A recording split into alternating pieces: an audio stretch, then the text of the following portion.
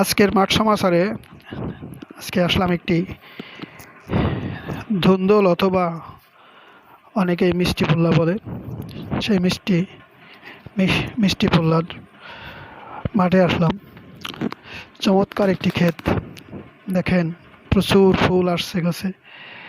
এটা মূলত একটি আমাদের দেশে, আমাদের এলাকায় মাছাই চাষ হয়। নেট দিয়ে এই মাছা করা হয়, বাঁশের খুঁটি দিয়ে। প্রচুর মিষ্টি ফুল্লা হয় এবং এর পুষ্টিগুণও অনেক ভালো। এতে ভিটামিন এ, ভিটামিন সি থাকে। এটা বপন করার প্রায় 50 থেকে 60 দিনের ভিতরে ফল আসে। দেখেন প্রচুর এই ফুলে মৌমাছি আনাগোনা করছে। সেই মৌমাছির কারণেই এই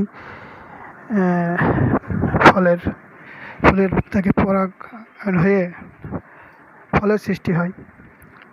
খাইতে মিষ্টি মিষ্টি এবং মিষ্টি লাগেই বলে নাম আছে মিষ্টি পোল্লা।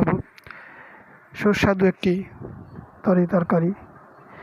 আমাদের মাঠে এটা বেলে দোআঁশ মাটিতে ভালো জন্মে। আমাদের মাঠে বেলে দোআঁশ মাটি বিধায় এই মাঠে খুব ভালো মিষ্টি পোল্লা জন্মায়।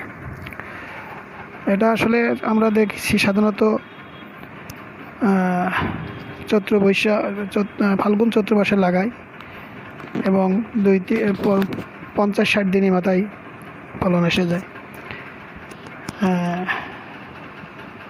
প্রতিনিয়ত গাছের পরিচর্যা করতে হয়, জমি পরিষ্কার করা এবং নিয়মিত সার না দিলেও চলে, তবে মাঝে মধ্যে কীটনাশক কিছু ছিটাতে হয়। গাছ যখন ফুল আসে বা গাছ যখন পোকায় আক্রমণ করে তখন ফুল আসে প্রচুর পরিমাণে। এখানে দেখা যায় একটি গাছেই প্রায় এই একটা সিজনে কমপক্ষে 30 থেকে 40 কেজির মতন মিষ্টি পোল্লা হতে পারে। ব্যাপক ফলন, প্রতি গিরায় ফলন হয়। আসলে তরকারি হিসাবে, সবজি হিসাবে একটি চমৎকার ফসল। আমাদের মাঠে দিন দিন এর চাষ বৃদ্ধি পাচ্ছে।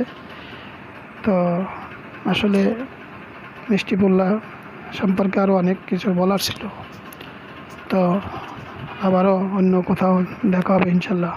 সবাইকে ধন্যবাদ।